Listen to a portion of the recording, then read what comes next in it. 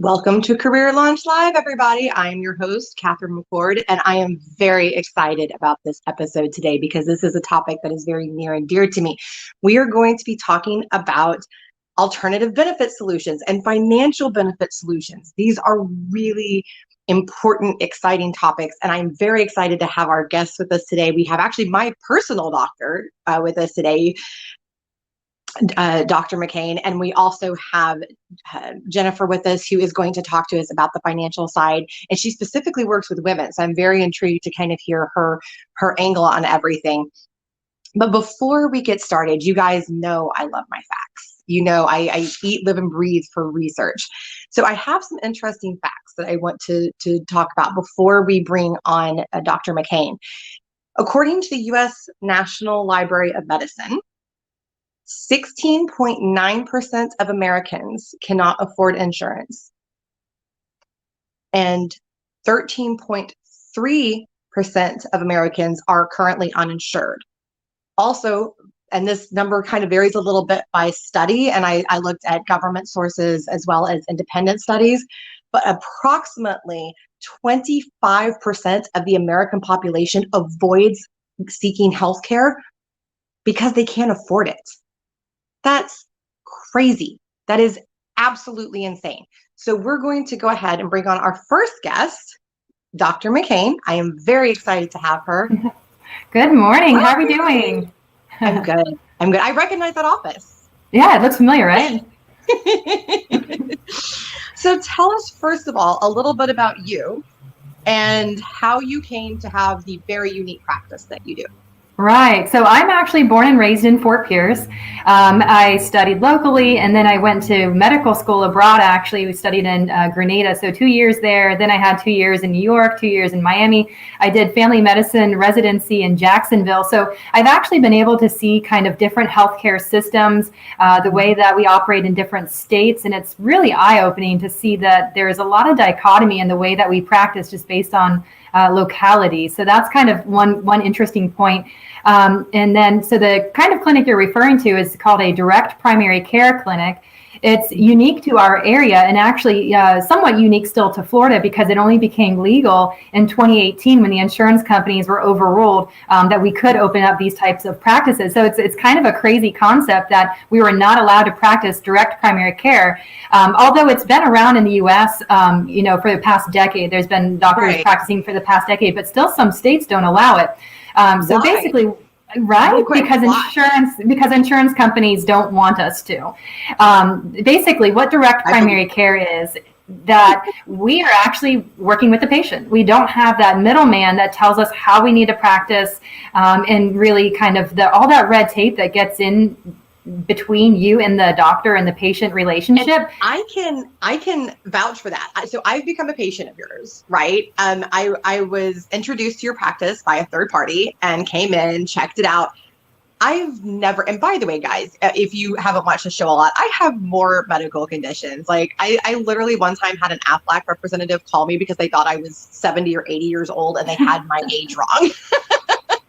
So I've spent a lot of time in doctors' offices, and not just for myself, but for family members as well. And I've never experienced anything like your practice. And I mean that in a very positive way. So when you walk in, you're welcome. They ask, do you want something to drink? It's very calm. There's maybe one other patient in there because you guys really run on time. I've never seen a doctor's office that is so prompt in my entire life. That's so unique. And then when you come in, there's a conversation about what's going on with you and how you're feeling about that, and kind of putting the pieces of the puzzle together. And it's a very interesting. I have your cell phone. I don't know anybody else who has their doctor's cell phone.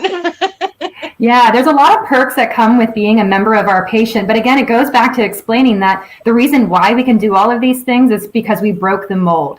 And it's just so simple. We just use common sense. You hire us and you pay us directly. That's it. That's really all. So it's like a gym membership. It's like Netflix. And when we become affordable, then people can start prioritizing healthcare. There's no reason why 25% of people are scared to go to the doctor's office, because every time they go, they have to pay a copay. So now they're like limiting number of visits. It doesn't work that way at direct primary care, because we don't have the overhead of needing to seek reimbursement from insurance companies who honestly don't pay doctors. Is what we like. Society doesn't really realize what doctors have to go through. We're all burnt out in this system. It's not just patients burnt out with the 7-minute visits. We're burnt out with that 7-minute visit, requirements to discuss, hey, are you smoking? Even though I asked you every single visit, it's a required thing that they have to ask, or they don't get reimbursed and paid for it. So when that's the focus of every visit, it becomes really quick and personal. They have to double book, triple book patients and seeing 30 patients. So basically, the direct primary care allows us to cap the number of patients, whatever we feel comfortable with. So I'm never going to see more than 600 patients in my panel, versus at primary care in the fee-for-service world where we're talking about with insurance, that's what they call it. Primary doctors have 3,500 patients in their panel. And it's just almost like, feels like a factory.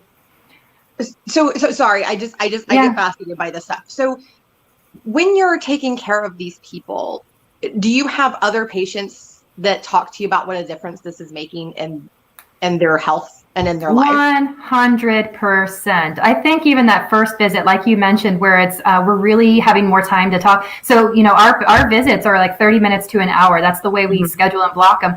And the truth is, when we have more time to really get into the history, mental health plays into physical health. We need to ask specific questions. We need to know the dynamics. What's the safety at your home? Are you missing some parts of your wellness? Like, who wants to really pay a doctor to talk about wellness? But I kind of force my patients to have that wellness visit at least once a year, because I uncover a lot of things. And men in particular, maybe they don't open up about their sexuality or things like that, but this is life. This is part of health, and it's important to be comfortable with your physician. But you only get there through developing an actual relationship with them. And that's what direct primary care allows, because of the actual model that we have established. So, so it's not available to everyone. You covered that. It's not everywhere. It's not for it's not for everybody either, but for everyone. Yeah, it's not. For instance, I have a friend who said, well, I have literally no health conditions, and at least she knows of.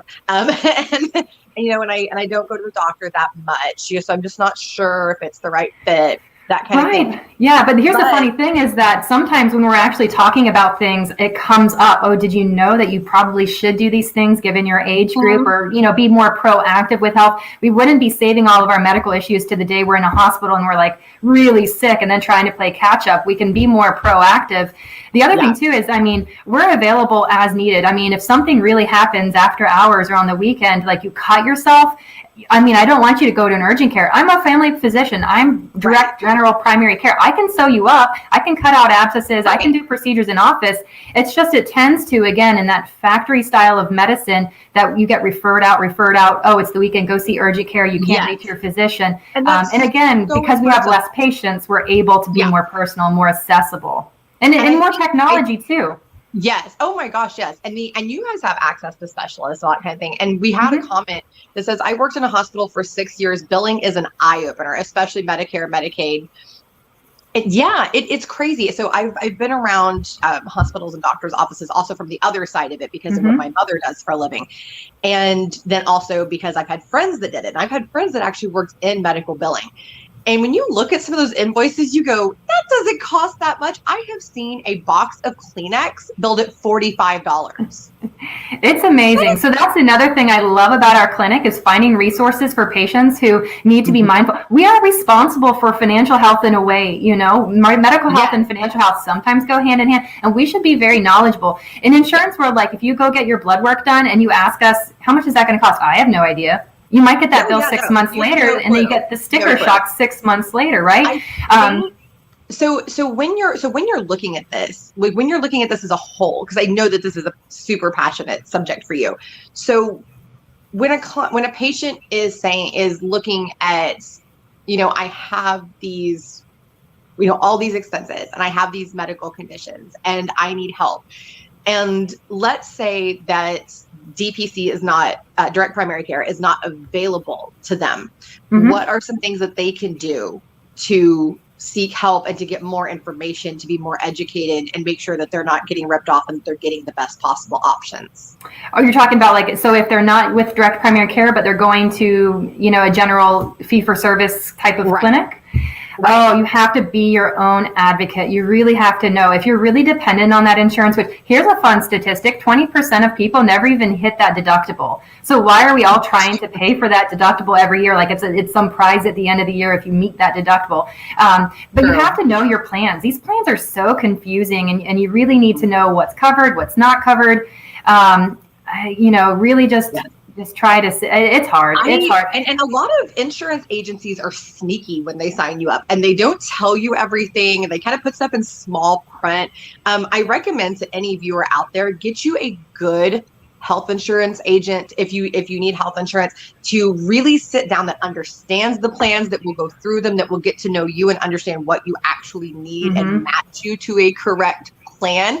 And if you would like help with that, I actually know some wonderful agents. Feel free to reach out to me after the show and I will make a connection for you, because that's so important. You need people that are going to give you the full detail, that are going to give you the rundown. And if you don't understand insurance, if it's just something that goes whoosh, like it does for most people, if you don't just live in it, right?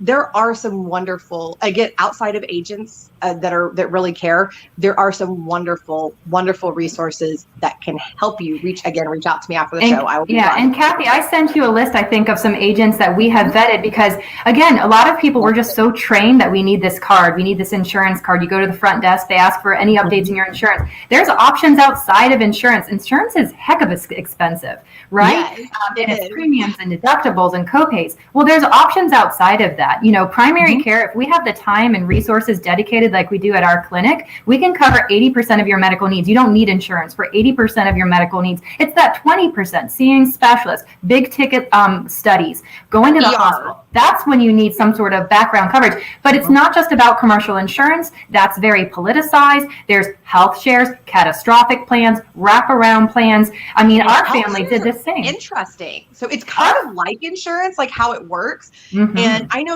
so for instance, the partner that you guys have for that would cover ER visits, things like that. If I partner that with what I am paying you guys for my premium, which is super affordable, by the way, guys. Again, if you want information, contact us after the show.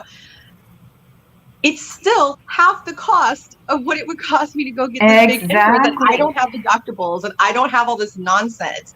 And it's really, really interesting when you go and you start researching these things and you start digging in and seeing these other options, and people aren't educated. Why? Because insurance companies are the ones with the big bucks that throw all that money into marketing, and a lot of insurance brokers we have found specifically locally, since DPC is kind of a new concept in these wraparound plans and health shares. Again, health share is not legal all the time until more recently. A lot of health insurance agents, they get commission for selling insurance plans, so they may not know what health shares are, but Sedera, Zion, and then there's like Christian-based and MediShare and faith-based ones as well. But I mean, like, I stand by it. It makes sense. Our family went from United Health to a health share, and we're saving 50%, which we put back into mental health for us. So, which I'm sure you need as a doctor. Right. Everyone needs a little bit of an outlet. Right. So we just, we're able to, have more family outings and enjoy more activities and things like that. Yeah. And what about things, because I know this question is going to come up at some point. So what about things like vision and dental and solutions like that? Do you still recommend more traditional plans for that, or are there DPC type programs? So we're at that stage with the DPC network. So again, this is such a growing movement that everyone is starting to collaborate. There's now going to be there's an organization forming for specialty groups. So if you need surgery, for example, there are direct specialty surgeons, that actually will give you cost up front, know what to expect with your surgery, all inclusive. Like there's a GI doctor that does colonoscopies and EGDs and walk in to walk out with pathology included for $750, like in Orlando. Like he's the only, versus you don't know what you're going to be spending. You're going to be spending your deductible, right? Right. And I have, and then plus some, and people don't realize that because things like anesthesiologists can be billed separately. right? And facility fees and pathologies, and yeah, it adds up quickly. But for what we've done for our patients is, I mean, if we know we need an imaging service and someone doesn't have insurance, but again, health shares may cover that. You know, they have to pay up front, but they'll get reimbursed themselves. It's the patient doing their own paperwork, really.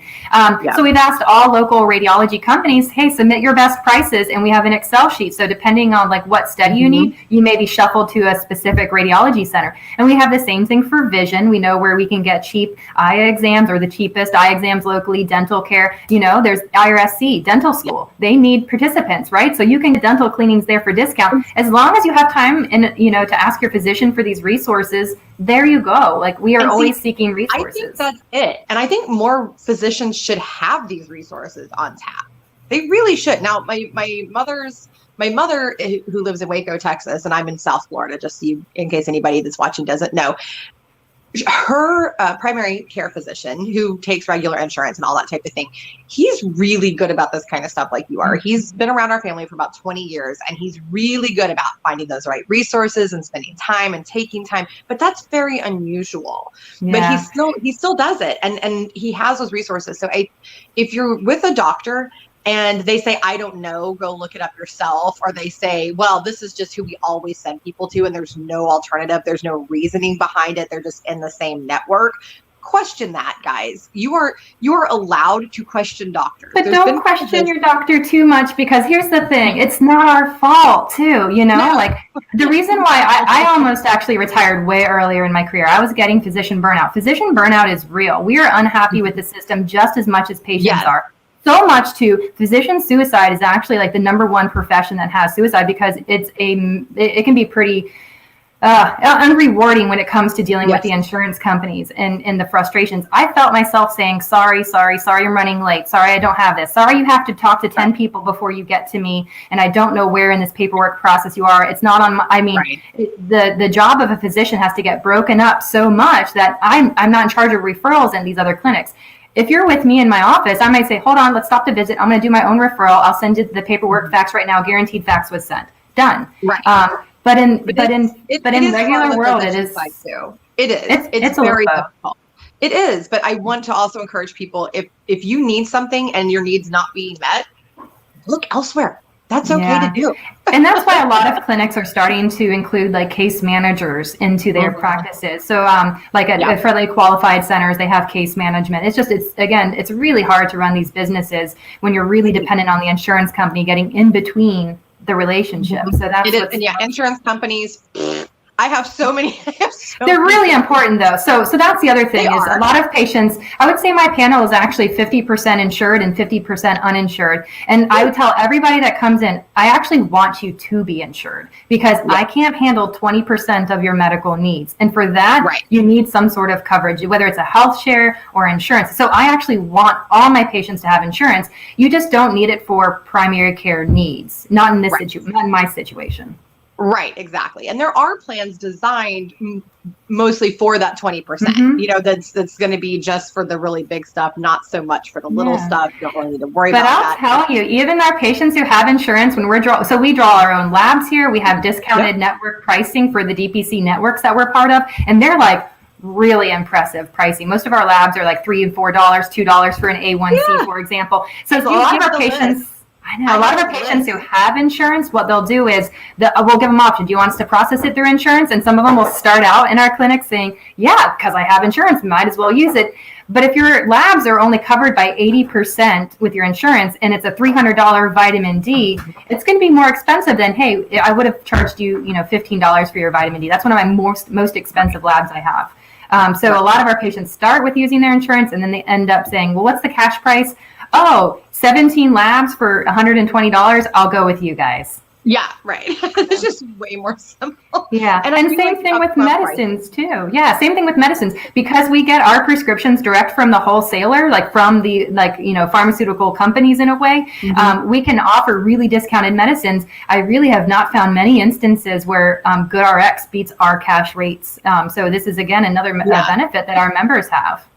Which is wonderful. And I think too that the upfront pricing, I'm big transparency. It's really important. Transparency, yes, it is. And I've always been a very big fan working in large corporations for there to be something like Aflac to kind of balance it out, because companies like that, and it doesn't have to be Aflac per se, but they're just kind of the biggest example out there. Yeah. And what they do is they pay you, and so the patient.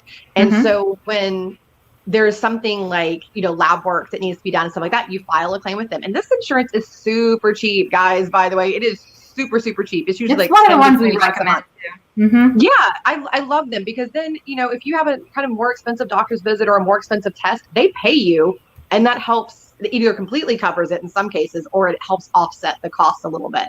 And it really, really helps out. It does. I've used them several times. I've brought them into companies. Huge fan of these little alternative benefits. And so what I do, and I've known some other people that have pieced these things together as well, is I use the DPC. I have, like an Aflac type solution. And then I'm looking into the different, I'm just blanked out what are they called? The health shares. Yeah. Health shares. Yes. The health shares. And that's going to be my other 20% coverage right there. And again, when I priced it out, half the cost of insurance that would have been less good than the coverage I'm getting. Right. Insurance. Yeah. And that's one thing I think that the movement is trying to really emphasize. Having insurance doesn't necessarily mean access to care. Yeah, you have insurance, but does it still take you 3 months to get into the doctor because you're only allowed to see specific doctors? Like you don't really have choice sometimes of where you go, who you see. There's just so many limitations. Prior authorizations needed. Medicare rolled out as of last January that if I want to get a CT study, because I think someone has a lung clot in their lungs, I got to get on the phone and get a prior authorization from Medicare. That's like a 3-hour process of my time just getting sucked away in a phone cycle. Those type of who's ever making those decisions, that's life and death decisions that are really becoming a problem.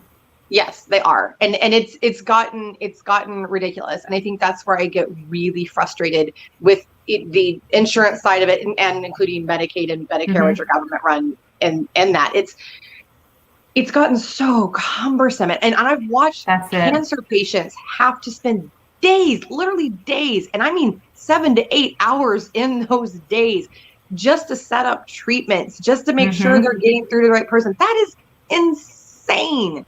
That is insane. Last year, Medicaid rolled out this document that was like supposed to simplify healthcare. It was 2,700 pages long. I simplify healthcare. I can do it in a trifold brochure. Right? Yeah. I don't understand why it's being so complicated, and it's causing, like you said, it's real life or death decisions. These people are complicating, whether it's politicians or people at the insurance companies, they are complicating issues that trickle down and cause people pain, cause people illness, cause people, in some cases, death, because it's just too complicated. We had a comment, you should try the VA. Yeah. Trust me, I know. My dad loves the VA. He goes down to West Palm. He loves it. I guess there's pros and cons to everything, right? I think it's the location too. I think it's the location, because I know, like down in Miami, there were a lot of problems with the VA, and I know that certain DFW locations are not that great, but then other ones are great. So it just kind of, I think some of it's that, but then also they are right. The bureaucracy though is right. That's super special. That's all. Yeah, and again, it's in those type of facilities. I know a lot of colleagues that go to FQHCs or work at the VA because they get loan forgiveness. But they have such high turnover, and then you're seeing a new doctor every time. And that's, again, problem with creating that relationship. And then things get lost to follow up. That's very dangerous. One thing I do for all our patients that come in, like we do massive records requests. I go through them with a fine tooth comb. And there's been times where I said, 2 years ago, you had a CT scan. It said you had a lung mass. Did anybody do anything? I didn't know that. Nobody told me that. Oh, yeah. Let's follow up on that one then. Let's just see what that one's about. And so often I catch things that someone went to the ER for a car accident, and then they still have back pain. I was like, all right, let's get those records from the ER. Turns out they had a kidney stone. They anyone tell you no, because you're not there for the kidney stone. You're there for the car accident, right? Which is so dumb. Like, why they told you about it, but maybe they told you about it, but you're in that situation of high adrenaline because you just had an accident, right? So you really need someone as a patient advocate. When my patients end up in the hospital, I'm following along. I've got, their system logged into my computer system. I'm saying, hey, it looks like you're about to get discharged. Just, make sure you're asking these questions, here's what you have. Here's what it looks like you have planned. Oh, maybe this is a medicine that you stopped taking. Remember to tell them that. I am the queen of questions when I am relatively well. Like, I have to be at least, functioning brain wise. And then, and if it's a loved one, but I did have a situation where I went into the emergency room and I had a long seizure and I was out of it. I did not ask questions because my brain was funky. Right. And when I was discharged, everything was wrong. And I had not seen the same doctor once. I had not seen the same nurse more than once. And I literally had like 5 or 6 different people walk in and out of my room and never come back. And so everything was wrong that was notated. It's disorienting. Yeah. And so you have to, it is good, like you said, to have that advocate that steps in and goes, hey, don't forget, do this. This will be helpful. This will be good. And follow-up's important. It is. It's very, very important. So just to kind of, because we're kind of coming to the end of your little segment here. I know it flies, right? It does. So, the alternative benefits, look into things like DPC, direct primary care, look into things like the shared health options as opposed to a traditional insurance. Look at Aflac, who has dental, vision, life, everything else is super inexpensive and will pay you, the patient, which is really, really nice. What other suggestions do you have along those lines for people that are kind of don't forget about wellness. Don't go to your doctor just because you have a problem. Maybe make those appointments to talk about what can I do to maintain health. I think that's, the American society that we don't really do that. We know that we probably should, exercise more and eat more, but there's also, things that, just checking vitamin levels or, what is your nutrition, and talk to them about weight loss. There's so many times that people were like, hey, I didn't want to bring up, it just seems like a little minor thing. And I'm like, well, let's talk about it. Did you know there's actually a fix for incontinence, young ladies, women out there? And people are just embarrassed to talk about it, or they just think they got to live with it. You don't. I mean, just at least ask. Yeah, at least ask your physicians about, is there something out there? And think about second opinions if necessary. We have a second opinion. Right. We've got Rubicon. So that's another benefit of our clinic. That's probably second opinions. I'm a huge fan of them. Okay, so we have a question for you. Fascinating conversation. DPC makes such great sense. Do you offer pricing for families? And would it be beneficial for a Medicare recipient? Okay, so our pricing is done on it's like a monthly membership, and it's based on age groups. We don't have something specific for families right now. We see adolescents and up, so 13 years old and up. In the future, thinking about adding pediatrics, 2021, we're actually going to be adding mental health to our clinic. Like a counselor. So that's our goals. Medicare patients can benefit. Sometimes people are paying extra for these supplemental plans, extra for their prescription pharmacy benefits. Look at our pricing. Sometimes when people look at our medicines and they realize that they save so much money on our prescriptions, that pays for their plans. So that would be it. And then as we age too, don't forget the chances of ending up in the hospital, for example, or needing an advocate, needing a specialist. Sometimes you need just a little bit more attention, more care, someone to slow down and explain things. It's a foreign language. I think that gets even more important as we age and we head into the Medicare population. 100%. And guys, just so that just to kind of recap what she said. So they do have options for all different ages of people, as long as it's 13 and up. Check them out. I can tell you from personal experience and lots of price comparison that it is a very affordable option. It's a wonderful. Listen, our prices go from 13 starting at $49 a month. Over the age of 60 is $129 a month. And these prices actually are not concierge prices. I'm not a concierge physician. I want to maintain that kind of degree of separation because we want to be affordable for the average person.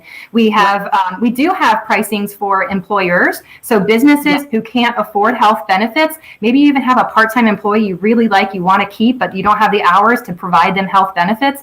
This is an option. What we do is we pretty much just average the age of all your employees and we provide a single rate. Almost like an insurance would. So we have plans for businesses, for example, so we can have health benefits offered, and people get back to work. So they get sick, they get seen the next day, they get back to work. And exactly. And that's why these things are so important. Thank you so very much for joining us today. Thank you, Ms. Catherine. Tell people real quick how to get hold of you if they would like to reach out. Probably easiest way is even just looking us up online, Southern Comfort Health, Direct Primary Care. Our website, SOCO, SOCO Health, DPC.com. Yep. And again, I will restate this information at the end of the show, but thank you again so very much for joining us. It was a true pleasure. I really enjoyed having you. Thank you. Yeah. And I'm looking forward to hearing what Jennifer has to say. Absolutely. In fact, speaking of Miss Jennifer, let's bring her on. Hello. Hello, how are you? That was amazing by Dr. McCain. That was like so many great takeaways from her presentation. I know. And coming from I used to work in medical sales back in the day, so I have a little bit of knowledge around all the things that, just enough to be dangerous. And having a brother and a sister-in-law that are both physicians, I'm going to be like chirping in their ear now and saying, hey, you should look in more to this and that. And so I just really appreciated her presentation. It's fascinating, isn't it? Once you learn about these other options, it's like, where have you been all my life? I don't know. It's really, really wonderful. And by the way, their office is so cute. It's in this old, like 100-year-old house, and it's just super comfy and like cozy to walk in there. It's adorable. It's so, so cute. So let's talk about you. Yeah, let's do it. You're going to kind of bring the other side of this, which is kind of the more financial aspect. So tell us a little bit about you and what you do to start with.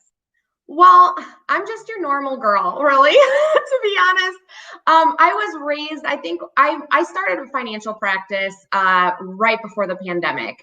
And so I think of myself more as I finally got paid for doing what I always have been doing. Like I've been a financial person my whole life. I've, been a student of the business my whole entire life. And so a lot of times when I chat on, wonderful interviews like this, I just tell my personal story because it connects the dots as to what I'm passionate about. Right. So I come from a small family farm. We had 500,000 chickens in Illinois. That's so many chickens. I know. So many chickens. So I grew up I grew up on a farm, and I saw my mom. I think when I love working with women because I saw my mom as the powerhouse, the CFO of the household. She was the one balancing the checkbook. She was the one making sure we opened checking accounts and we were saving and knowing not to spend our birthday money on candy and, putting it away for our first car when we're 3, that kind of thing. Right. So I just saw her be that strength in my household. And once I became more of an adult, college, young adult, I realized I was the minority in that space. I had a very different view around money than many of my friends. And it's very unfortunate that that's the way it is. And do you think it's lack of education that people are getting, and not just women, but a lack of education that people aren't being taught this as the very important and valuable skill that it is in any sort of official capacity? Or why do you think that is? I don't think that they're teaching enough financial basics in schools. And I know that when I was growing up, I mean, the era, I'm not old, I'm only 33, but I feel like there's a very different way of thinking nowadays than there was when I was a kid. And there was 2 rules, like you didn't talk about money, but you did talk about money. So parents never told how much they made. My parents never let us know if they were ever any hardships, but we were always taught to save first, spend second. And so I learned those values through my parents. God bless them for doing that for me, because it's put me out on a really great path for adulthood. And just seeing what they did. So I don't think that kids are really, and when I talk to my friends or anybody, they're saying, hey, I didn't learn that. I've never learned, I didn't know about what happens when you don't pay your credit card bill. I didn't know. And those are all things I took for granted because I knew. Yeah. It's true. Yeah. And then you get out, and my parents did a pretty good job, kind of different from your parents, but they did teach some good financial lessons. But it's a shock to people when they get out and they realize these things that can happen, and they don't understand how to use debt, and they don't understand how to use credit cards appropriately. And they get in really difficult situations that end up really just kind of messing up a good 10, 15 years of their life, if not longer. It's crazy. Just thinking, I'm going to backtrack just a second to finish one little piece, and then I would love to share another part. But, the other part of what I do on a regular basis is just empowering businesses, because business owners, like I said, I grew up on a small farm. So I just love to talk about what ways they can do that, do their business practices better, and think about things maybe they didn't think about because they're so hooked on their expertise that they don't need to take time to do that. And that's so important. And I like that you said that, because that's what I explain to people about what I do on the recruiting side is you're an expert at what you do. I'm going to help you over here. And as a business owner and as somebody who based her whole business off of the smarter, more financially sound way of running a business, I really appreciate that, because I feel that that's a lot of things. A lot of small business owners are pressured into things like big, expensive offices, right? And, the fancy equipment and all of this kind of thing. And those kinds of things can drown a small business, especially when something crazy like COVID hits. You're going to lose your business because all the money, instead of being in the bank, is gone. Yes. No, you're totally right. And that's where the thing about it is, whether you're doing, your personal planning or you're doing your business planning, people always, you need to be proactive in everything in life. If you want to be, fit in a certain dress, you got to get on that diet a lot sooner than a week before the time you want to wear that dress. So true. You can't be reactive. You have to be proactive in your planning. And that's in all aspects of not just thinking about my financial situation, but to give you also an example of why being proactive is important. Again, I just use myself because I'm my biggest testimonial. There you go. That's a great planning. way to be. When I had a job that out of college that did not have any type of like retirement planning. There was nothing. So I was proactive and went and found a financial planner and said, hey, I don't know how long I'm going to be here. Could be 2 years, could be 20 years. I don't know, but I know that I need to start planning for retirement now. So that was when I purposely went out and sought out, what is a Roth IRA? What is a traditional IRA? What do I sign up for? How do I start doing this? Right. And that was being proactive. And I also, as I moved along in my jobs, and I ended up getting into a corporate position, making, roughly 200 grand a year, which was really great and it felt good, but I was miserable. So, but the one thing that I did is I said, hey, when I would get those commission checks, I'd sock them into investments and other strategies, being proactive on my personal plan. Yes. And that's the word, proactive, right? Like, take control. And just like we were talking about with your health, right? Take that control and go, this is what I need to be doing. And, Pew Research says over half of Americans have stocks. But then what's interesting is when you read detail into that, most of them do not understand their stocks, or they're just lumped into some 401k that, they don't pay that much attention to. And that's again with being proactive. Learn, go to someone. If you don't know, go to someone that can explain it. Just like you go to Dr. McCain, if you're having a symptom or you feel a lump or something like that, and you're like, this doesn't feel right. I'm not sure. Right. Go ask. There's a reason there's experts in those fields that you need to reach out to. And it's your job. You are in control of your happiness, your life outcome, your energy. You are in control of all of that. So it's on you to reach out to the experts all the time. 100%. We had a compliment from Paul who says, great info. Thank you. I'm sure she appreciates that. I think that a lot of people feel either they think that they don't have the time, because I hear that excuse a lot when you bring up these types of subjects. Yeah. And go ahead. It's one in, I want to say I had written it down. That is the biggest reason people do not plan is time. But those same individuals will sit and watch 4 Netflix shows back to back to back and not care at all. Like, okay, I just watched 3 Big Bang Theories back to back to back, but I didn't have a half an hour to do my monthly budget. And what's interesting too about that? Yeah, I know. It's like, that's not it. That's not right. It's like when people tell me I don't have time to interview. Yes, you do. You didn't need to take that extra half hour at the end of the meeting to go on and on and on about this restaurant that you found or some movie that you watched. Right. Manage your time. And it's the same thing with your finances. You just have to say, this is a priority, period.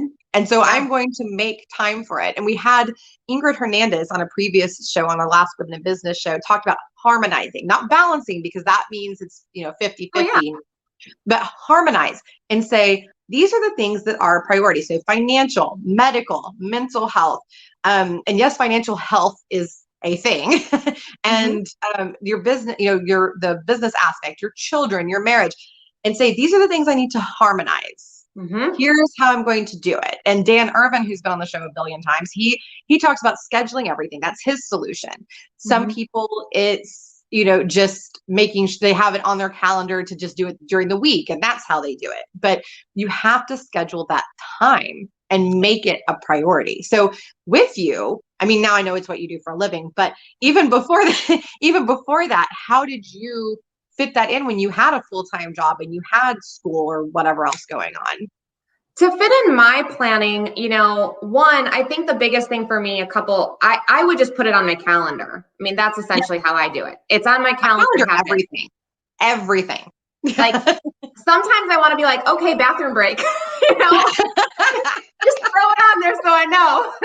But that's, just thinking about these proactive planning is, I also think, the other day I went over with a group of women, pretty much badass women that are just kicking butt in their careers. And we talked about the different types of people. And there's people that are like the detective, like they have to investigate everything before they take action on it. And that can be good, but some things that you need to take action on are time sensitive.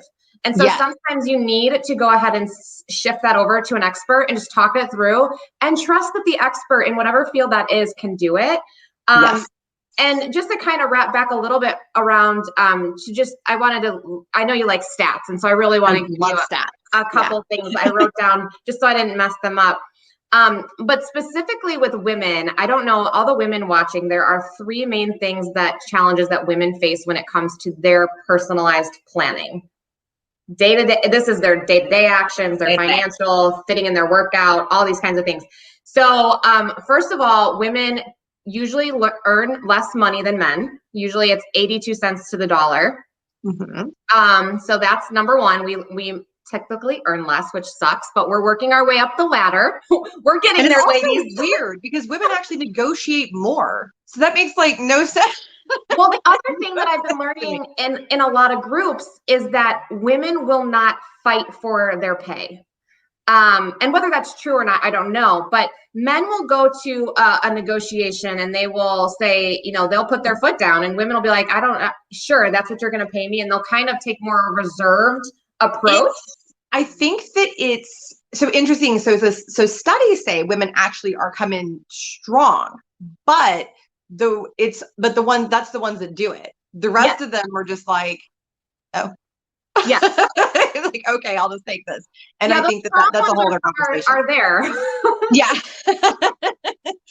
Like, I'm sassy, you're sassy. I'll go there and be like, look, this is what you're going to pay me. That's the end of the conversation. But no, that is true.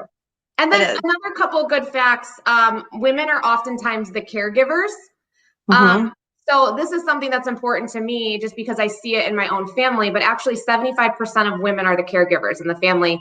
And 55% of those women will put 6 hours a day into caregiving, plus working. That's interesting.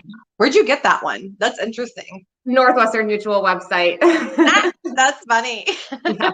I do. I look up stuff. I'm always on there, finding. But that is true, though. And even if you want to debate the exact number of hours or whatever, but ultimately that's true, right? That is, women are you almost universally, not just exclusive to this country, seen as the caregivers, and so they're usually pulled to different directions. Yeah.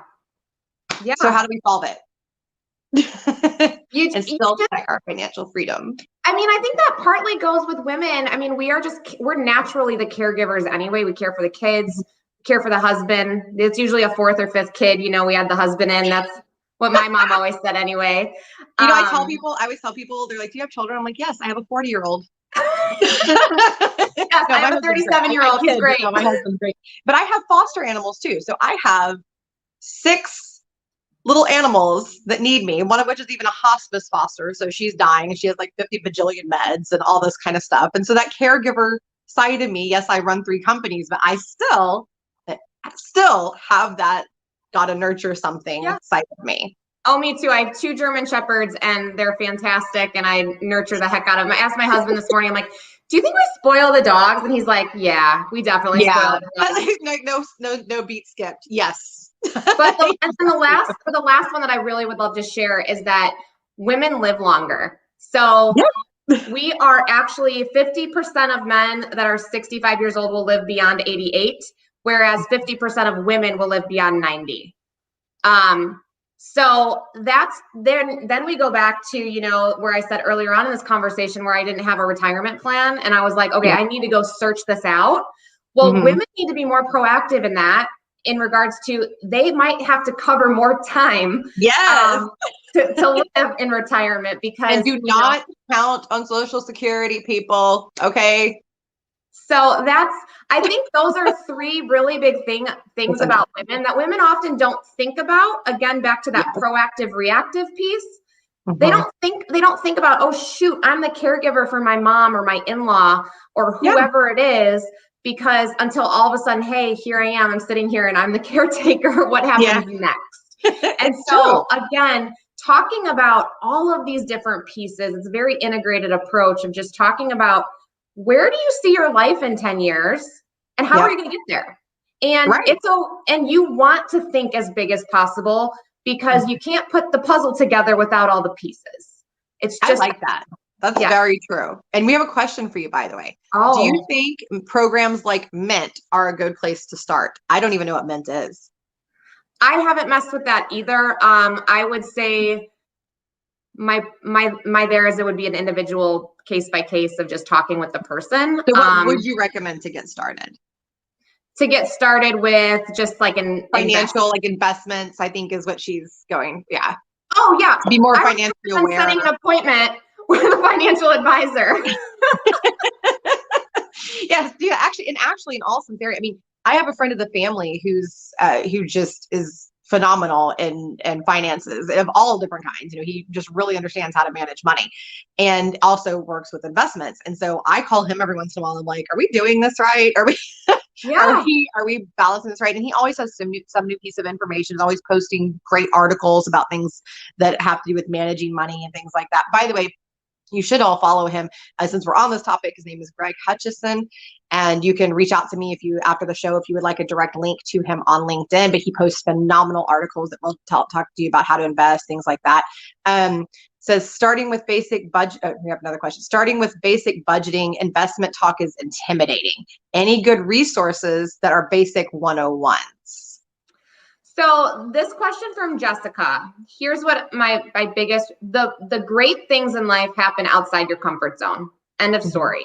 So if it makes you uncomfortable, you have got to get out of your comfort zone, set an appointment with someone that you feel comfortable with. It's not a one size fits all in financial planning, but I guarantee you're going to have your direct, instead of surfing through Google, again, this relates to diet. I always say sometimes to people, I'm like, you're not Google diagnosed. Are you a physician diagnosed? That's the difference. Right. And so people lean on, hey, where can I do the research on my own? There are plenty of financial planners that'll just have a casual conversation with you about your goals and your dreams and what you and take on those insecurities of where you feel like, hey, this makes me uncomfortable. But that's the same thing when you go to a doctor and you're like, I'm uncomfortable. I don't want to tell them about this lump that I have. Right. But my health problems. You want to start with LinkedIn Lives and stuff like that. There are people that have Zoom calls and LinkedIn Lives to give general information, and then you can reach out to them afterwards and get specific. So if you want to start where you're just kind of watching and learning, that's probably where I would start. And then you can still raise your hand and ask questions. Yeah, there's that. And, I also, there's always webinars. There's tons of just webinars going on of, I hosted one for my practice yesterday. It was, the future is female. Let's plan for it. And it was awesome. And that's a really unintimidating spot to go and get to know other women. Yeah. And in that webinar, people, share about, oh, I didn't think about that, or I didn't think about that. And they're like, chatting in there. And all of a sudden you don't feel like you're alone. You don't feel like it's intimidating. Right. And I just say that on all aspects of life. Anything that you go into that you don't know about is uncomfortable. I know that for me, I know we're wrapping up on time here, so I won't. No, you're fine. I won't blab too much. But one thing that I was really uncomfortable with when I started my practice, and this was being a female, I started a financial practice. We are the minorities in finance, like women. Very true. Not a lot of us around. So I started this financial practice, and then a pandemic hit, and I couldn't go to any social gatherings to meet people, to get introductions, to jive with them. And so I had to take this huge leap of faith and jump into the online networking world. And I had to put myself out there. I had to tell people my story. I had to be vulnerable in ways that I didn't want to be vulnerable. But in that, so much goodness has come from it. And I really wouldn't be I've grown so much in the last year because I went outside of my very tight bubble. And I also found that my initial bubble that I was in, whether it was, the people I talked to about fitness or faith or whatever, the people outside expanded me so much more. They challenged me, they motivated me. And so, I would recommend anybody that doesn't matter what you're intimidated by, you just got to suck it up and jump in. I tell people that all the time. I always say, don't step outside of your comfort zone. Stay outside of your comfort zone. If you're not constantly doing something that pushes your boundaries and makes you uncomfortable, you're not going to grow as a person. You're going to stay very, very stagnant. Try new things, meet new people, get on LinkedIn and meet somebody from across the world. I literally now have friends, and to your point, that started because of COVID, all over the world. All over Africa, Asia, Europe, Canada, South America. And it's because Mexico, it's because I just got out there and started meeting people. I went, well, you know what? I'm stuck at home and I can't work very much right now. So, let's go meet some people. And so that's what I did. And you learn so much. But what you're doing right now is you're doing such an extraordinary thing, because the minute you are working more, you've built up so much credibility with all of these people. The first thing that they're going to think of when all of a sudden the economy starts booming again and their businesses are growing, and they're going to go, I need to talk to Catherine. And it did happen. And so you were, even though you weren't reaping the reward of, the cash flow, you were doing the hard work. You were flexing the muscles every day, going to the gym, getting out there. And that is what's going to end up making the cash flow come into your business. And all of that. So that's awesome. And it's true. And the same thing for your job. That's what I tell people. It's not just if you own a business, you should be networking like this anyway, because this is what's going to land you your next job. Because what's going to happen is when you're ready to move and you just put that out there, people are going to go, bam, here's 3 different interviews for you. Done. You should always be networking, always be putting yourself out there. And for financial advice, you definitely need to start with webinars, LinkedIn, Zooms, things like that. And then she's right. Find somebody. There are so many different financial advisors with different personalities, different specialties. Find somebody and try a few different people. And say, okay, this is the one that fits my needs. This is the one that comes to me or that speaks to me. You couldn't be more spot on. I often talk about it's a competitive world in my space, and where I decided to build a practice. It's not, there's millions of financial practices out there. And the thing is I said, hey, this is what's important to me. This is where I want to focus. Some people work with me that aren't in that space because they just jive with me, and that's awesome. Cool. Yeah. Do it. Yeah. But there's a financial planner, there's a life coach, there's a fitness coach for everybody, and not everybody's a good match. So I encourage you to shop around. I encourage you to go interview them, because they're interviewing you as well to see if you're a good fit for their practice. 100%. Yes. So at least they should be. If they're desperate for your business, be a little wary. Yeah. You want to think about it, because anybody that just takes on whatever and is like, okay, cool, let's go. There needs to be a little bit more sincerity behind it of really valuing who they're talking to. And again, you're interviewing them for a position on your team, whether it's your fitness coach, again, life coach, financial coach, 100%. whoever it is. They're on your team. So you need to make sure they're a good fit. They fit your core values. They hit, your morals, your standards. They align with you energy wise, or whatever that is to you. Just remember that, because when you're hiring someone on your team that has your best interest. 100%. So as we wrap up, I want to tell people how to reach out to you and how to communicate with you and ask you additional questions. Yeah, you guys can shoot me on an email at jenniferradostits@gmail.com. You can send something there. I think my biggest link to everyone is actually Instagram. Nobody goes to websites. They go to Instagram, they go to LinkedIn, they go. She is on LinkedIn. She is on LinkedIn. I have a LinkedIn, just Jennifer Radostits. Yep. Yeah, and then, you'll find her. She's pretty much the one. I'm the only one, and nobody will ever say my last name either. They get really scared of it.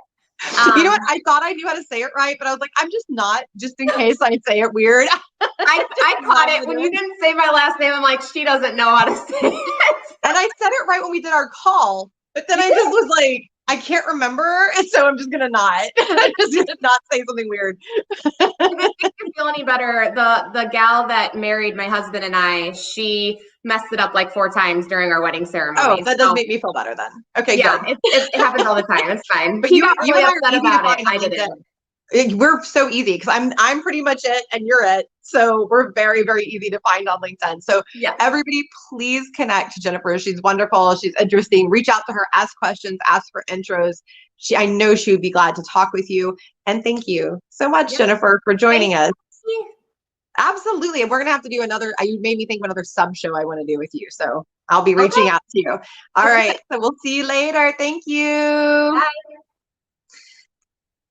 This was a fun show. I actually really had fun talking to these ladies. I love them both. I think, kind of the big takeaways, guys, is take charge of your own health, whether it's financial health, whether it's physical health, mental health, and look for alternative solutions. So there's always somebody out there that can give you some education, that can give you a different perspective. I highly recommend checking out things like Health Shares, AFLAC, DPC, which is Direct Primary Care, Southern Comfort, they're wonderful. And then also with Jennifer, reach out to her. She can give you all kinds of resources for financial wellness and for investing. Check out LinkedIn's, Zooms, things like that to kind of get yourself started getting yourself educated. There's all different kinds of, Clubhouse. There's another one. So there's all different kinds of ways that you can reach out, learn more, get into a conversation. Dive in, guys. This is your life. Take control of it and run. All of these things, you don't have to rely on your employer to give you good benefits. Go out and find your own. There are more affordable and better solutions out there. So on that note, I want to thank you all very, very much for joining us, and we will see you next time.